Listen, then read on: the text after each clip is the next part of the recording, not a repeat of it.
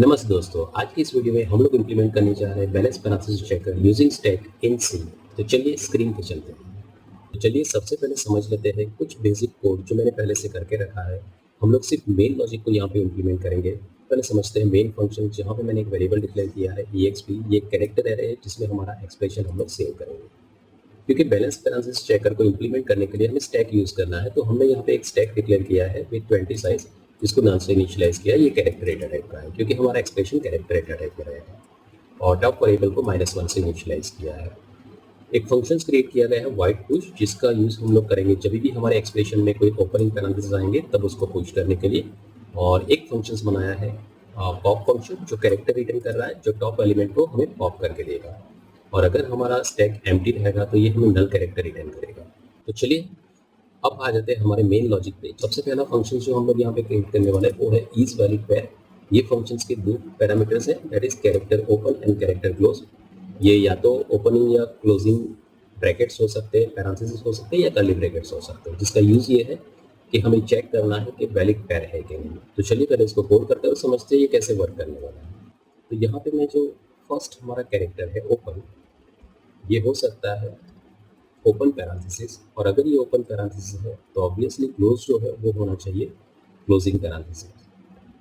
और अगर ऐसा हो रहा है तो यहाँ से हम लोग रिटर्न करेंगे 1।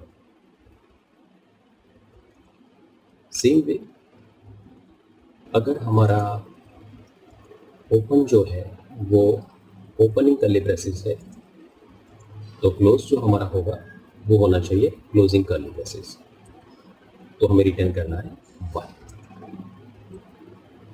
एल्स इफ अगर हमारा ओपन कैरेक्टर जो है वो है ओपनिंग ब्रैकेट, तो क्लोज जो होना चाहिए वो क्लोज ब्रैकेट होना चाहिए, एंड एट दैट टाइम हम लोग रिटर्न करेंगे 1। और अगर ऐसा नहीं हो रहा है तो हम लोग रिटर्न करेंगे 0।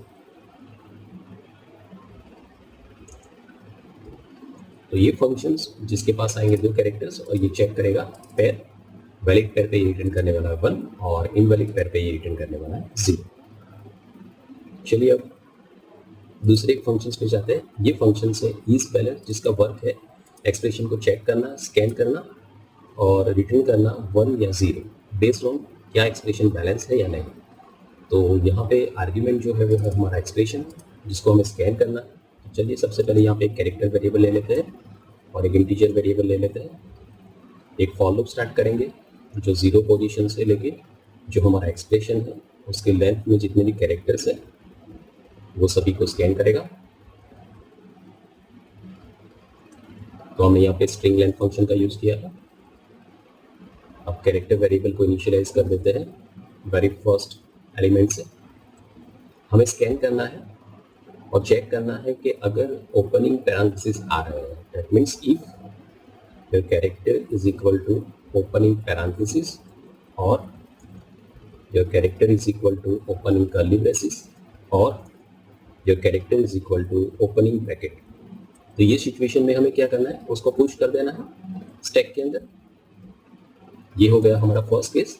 सेकंड, अगर हमारे पास क्लोज पैरेंथेसिस आते हैं तो यहाँ पे रखते हैं एल्स इफ हमारा कैरेक्टर है क्लोजिंग पैरेंथेसिस और क्लोजिंग कर्ली ब्रेसेस और क्लोजिंग ब्रैकेट। तो ये सिचुएशन में क्या करना है, हमारे स्टैक में से सबसे पहले हम लोग टॉप एलिमेंट को पॉप करेंगे। तो देखिए हमारा जो पॉप फंक्शन है ये कैरेक्टर रिटर्न कर रहा है। तो हम लोग यहाँ पे एक वेरिएबल डिक्लेयर करेंगे कैरेक्टर, जिसका नेम मैं रख रहा हूँ ओपन, और यहाँ पे कॉल करते हैं पॉप फंक्शन को। ये जो वेरिएबल है उसको मैंने ओपन नेम इसलिए दिया है बिकॉज हमारा जो स्टैक है उसके अंदर या तो ओपन पैरेंथेसिस होगा, या तो ओपन कर्ली ब्रैकेट्स होगा, या फिर ओपन ब्रैकेट होगा। तो इसलिए मैंने इसको ओपन नेम दिया है। और जो करंटली हमने स्कैन किया है वो है हमारा ch वेरिएबल, वो या तो क्लोजिंग पैरेंथेसिस होगा या फिर क्लोजिंग कर्ली ब्रैकेट्स या क्लोजिंग ब्रैकेट। तो अब ये पेयर हमें मैच करवाना है ओपन और ch के बीच में। तो हम लोग कॉल करेंगे कौन से फंक्शन को, इज वैलिड पेयर फंक्शन। यहाँ पे आ जाते हैं इफ इज वैलिड पेयर, जिसमें पास करेंगे ओपन एंड ch।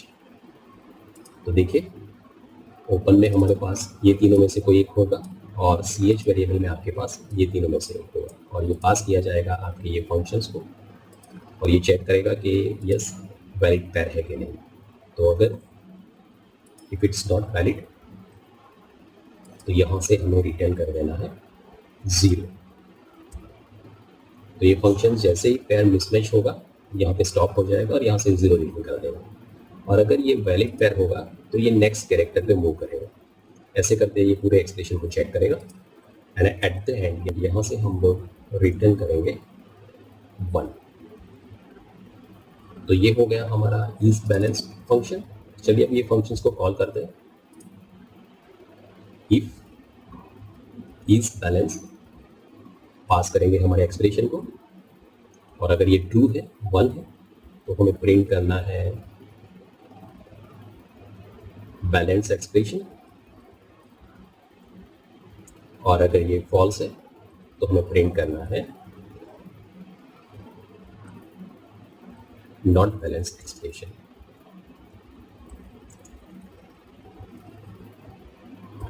तो चलिए इसको रन करके देखते हैं।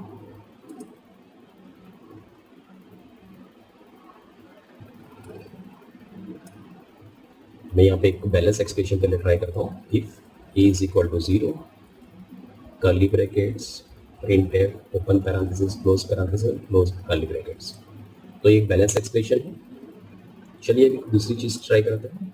दूसरा expression if a is equal to 0, यहाँ पे मैं कर्ली ब्रैकेट्स रखता हूँ, प्रिंटफ के बाद ओपन पैरेंथेसिस क्लोज पैरेंथेसिस और यहाँ पे क्लोज ब्रैकेट रखते हैं जिससे पेयर मिसमैच हो जाएगा।